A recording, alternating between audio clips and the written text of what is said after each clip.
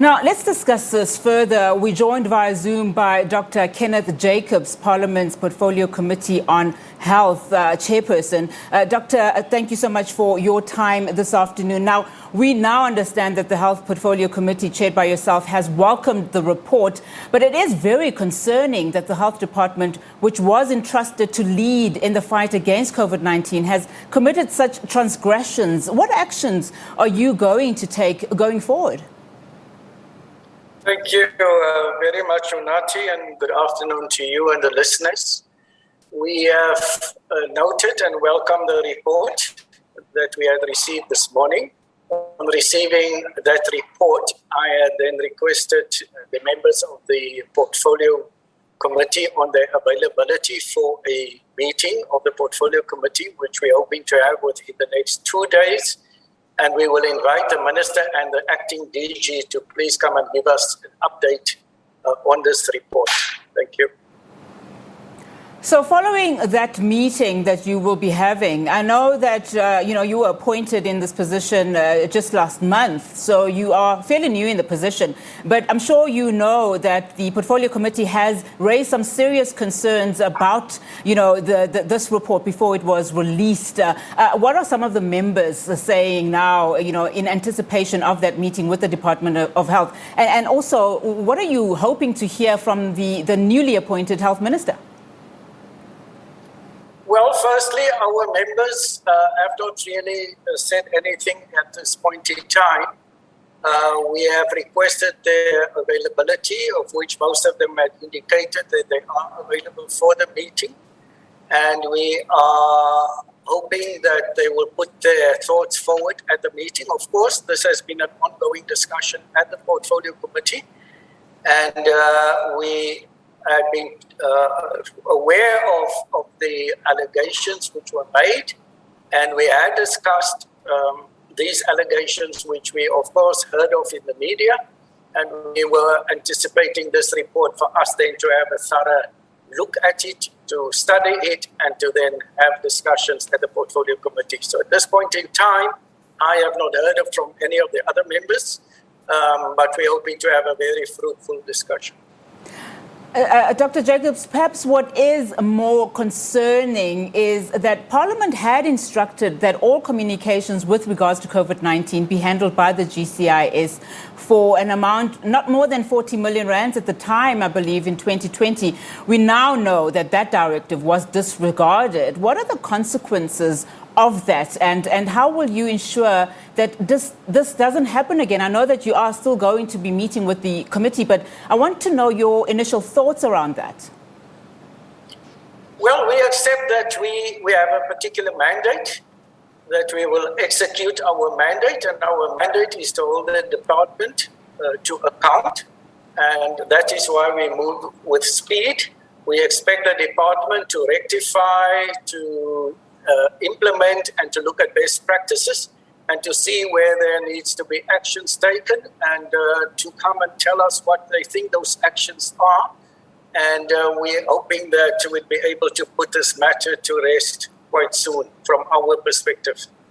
And one of the things that you mentioned there is, you have a mandate, of oversight. And you did mention that you've been hearing about these allegations in the media. In fact, investigative journalism in this case, to the effect of Daily Maverick, has been lauded for uncovering all of this, these transgressions that have been made that we now know, were unlawful, etc.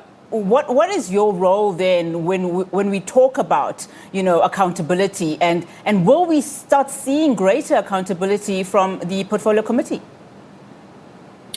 Yes, we will certainly see greater accountability. For me to start with the latter one, our role is to receive updates from the department regularly. We spend quite a bit of time reading about what is in the media, so that we are kept abreast of what is really happening, and so that we can ask particular questions to the department.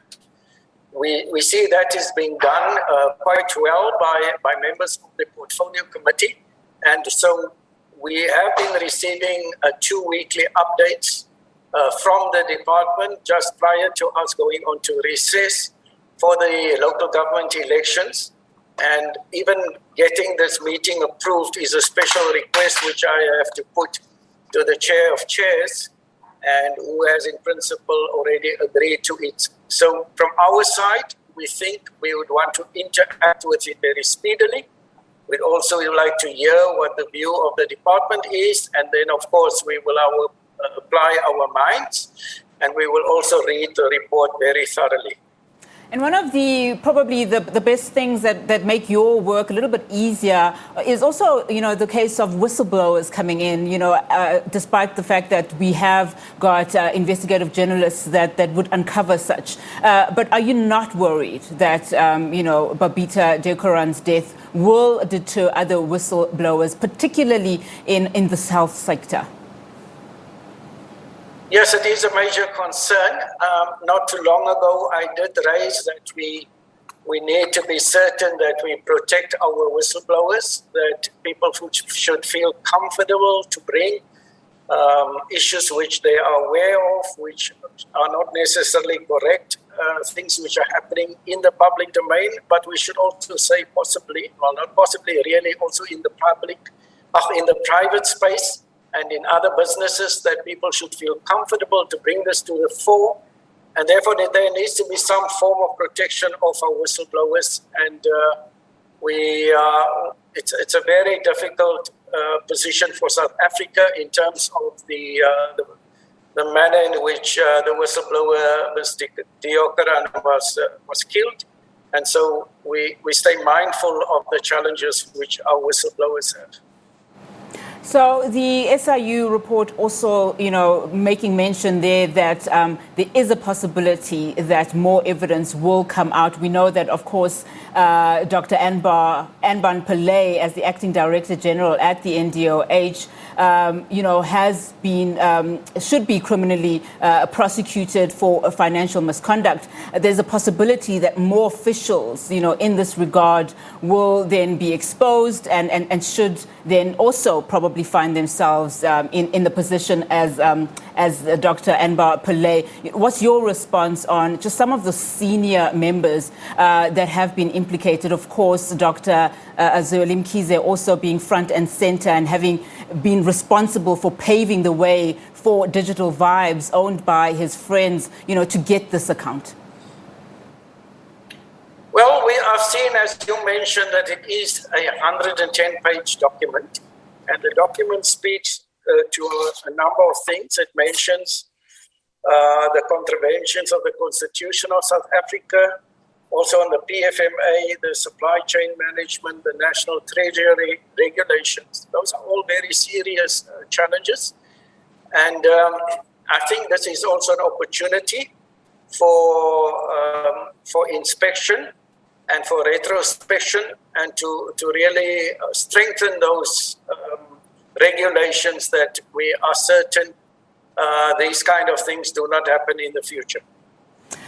Speaking about accountability, Dr. Jacobs, as we wrap this interview, I want to know from you how you will ensure that a system of accountability, which to a large extent does exist, is enforced. And you are front and center of the current deliberations of the National Health Insurance Bill at the moment. And we know that so far the hearings have heard about the high level of concern as far as corruption is concerned, especially with regards to the centralized NHI fund. Yes, fortunately, the Parliament or the portfolio committees are is a multi-party organization, so that we do have participation and different views being aired within the portfolio committee. We view our work as very serious. We'd like to ensure that the people of South Africa are given the best services, especially when it comes to their health. And we do acknowledge that all people have a right of access to quality health care. So in that way and in that regard, we take that responsibility very seriously.